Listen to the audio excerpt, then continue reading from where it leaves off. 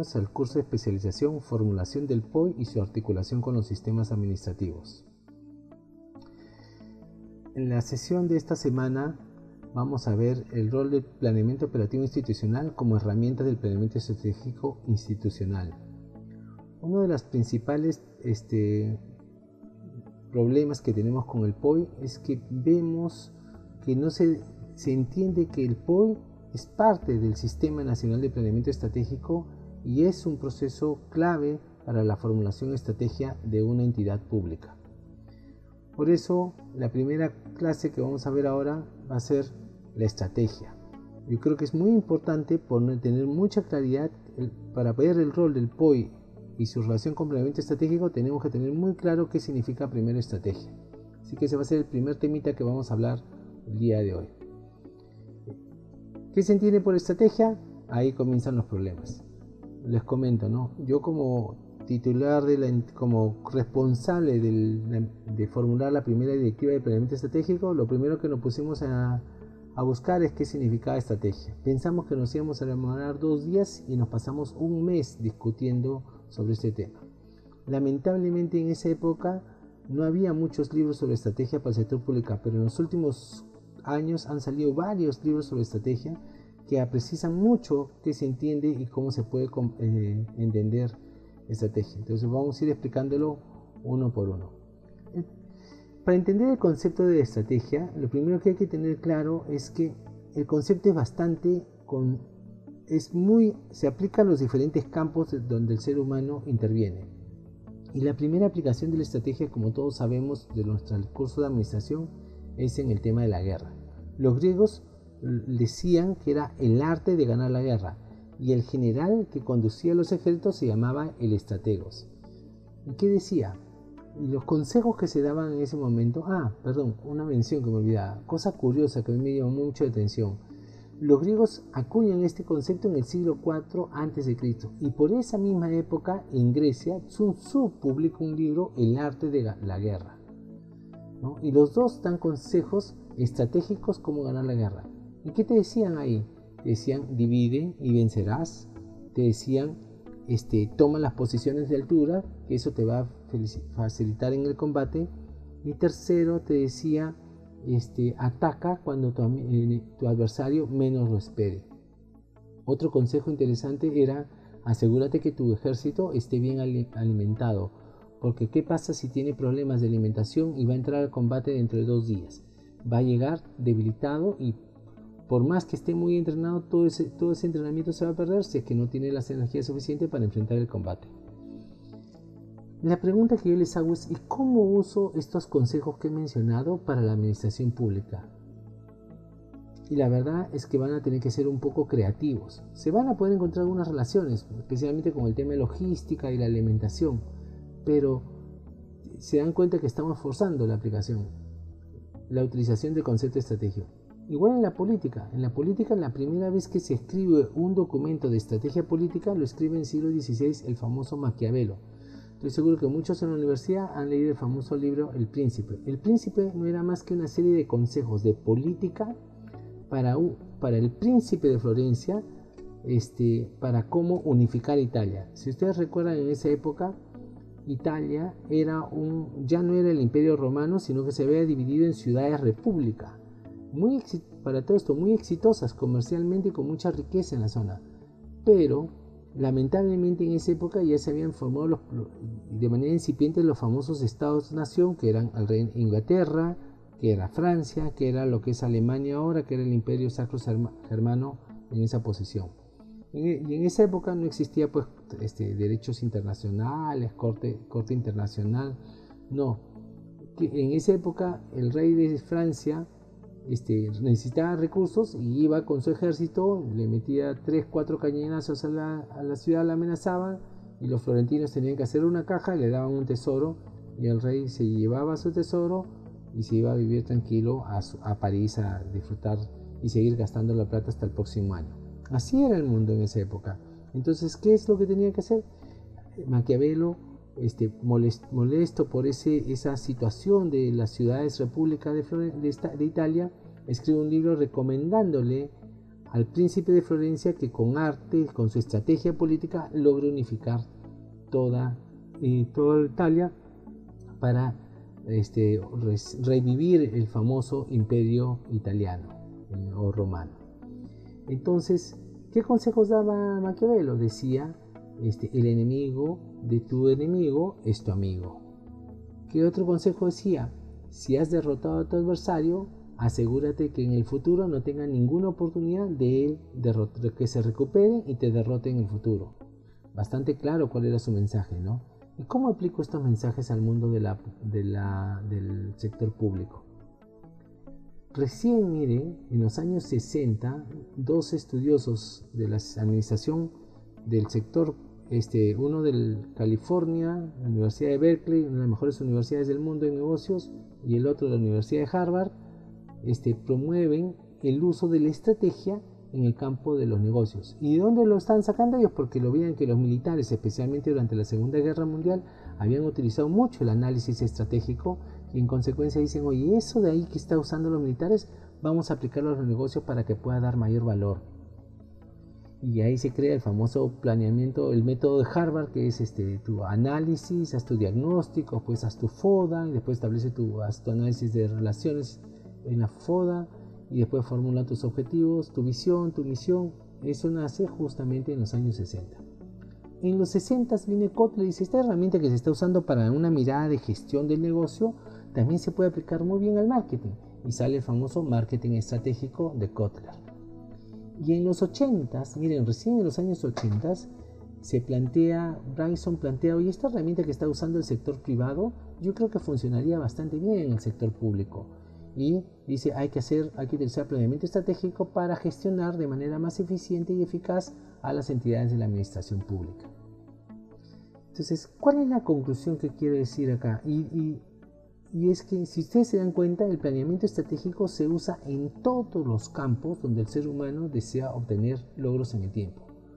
Desde ganar una guerra, capturar a un terrorista, como es el caso de Sendero Luminoso, tener éxito en los negocios, ya sea en el supermercado, tener éxito en un chino de la esquina o tener éxito en estas épocas de pandemia para un restaurante que quiere sobrevivir en el tiempo, para hacer una campaña de marketing digital, para hacer una campaña de marketing presencial o para que una organización pública pueda lograr sus objetivos y crear valor público, o para que un gobierno local tenga éxito o para que un estado tenga éxito. Eso es lo que te está diciendo que tú puedes usar la estrategia.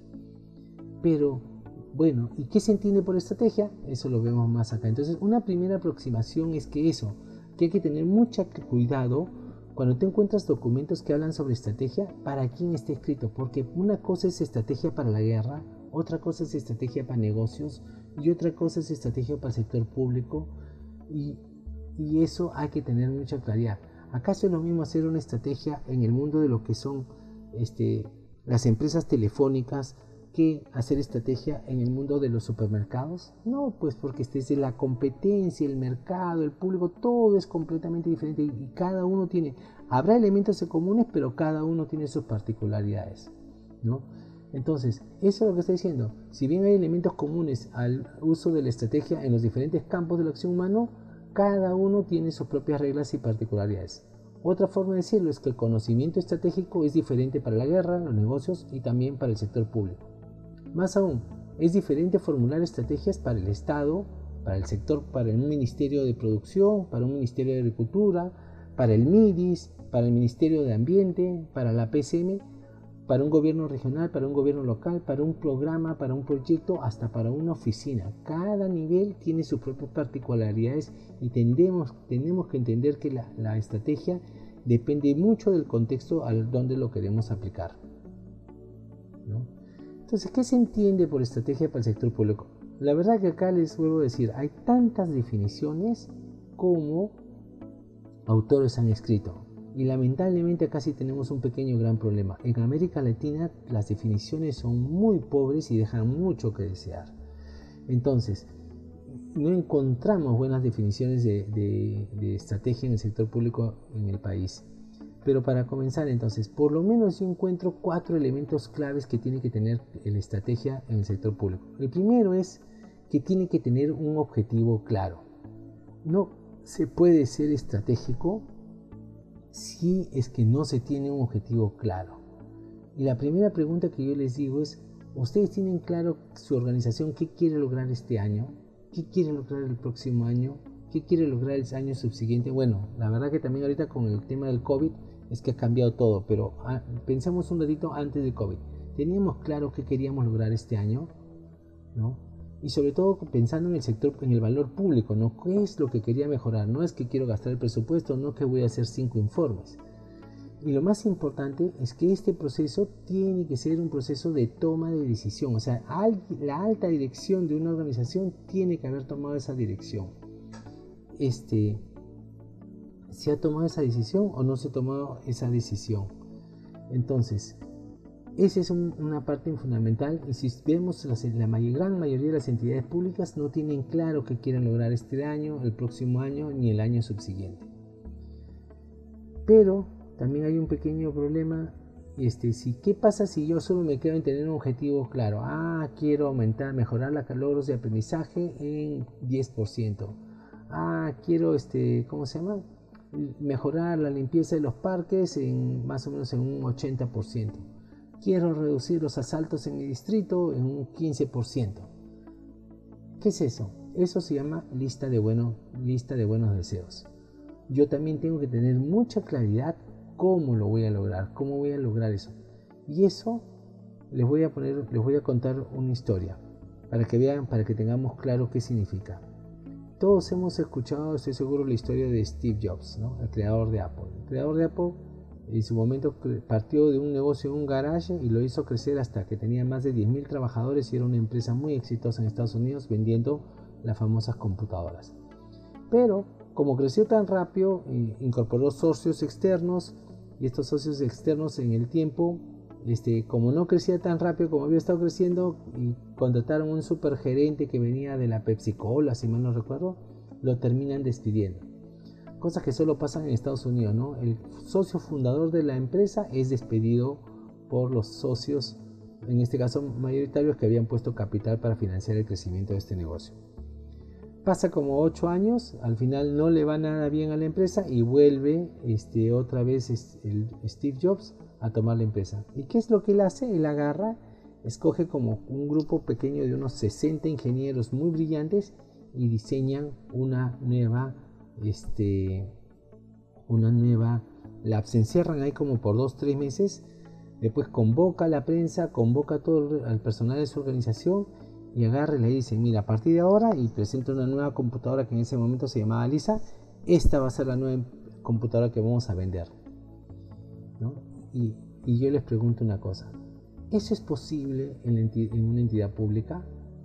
¿Que el jefe se retire con 4 personas y diga, esto es lo que voy a hacer a partir de ahora?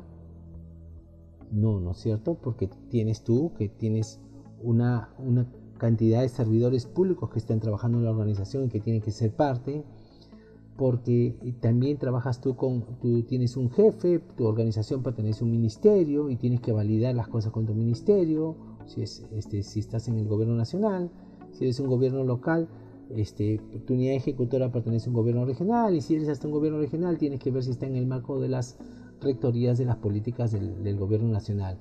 Es decir, todos en el sector público tenemos, como yo digo, jefe, y hay que validar ese proceso que toma. Y segundo, que también hay poblaciones, hay partes interesadas, hay empresas, hay gremios, hay ciudadanía. Entonces tú tienes que buscar lo que se dice un consenso técnico-político. Tú no puedes por sí solo tomar decisiones que van a cambiar el rumbo de una organización. Y eso exige que las organizaciones aprendamos a conversar, a buscar, desarrollemos espacios para fomentar consensos técnicos políticos. Yo creo que, como todos lo sabemos, los que trabajan en el sector público, eso no existe.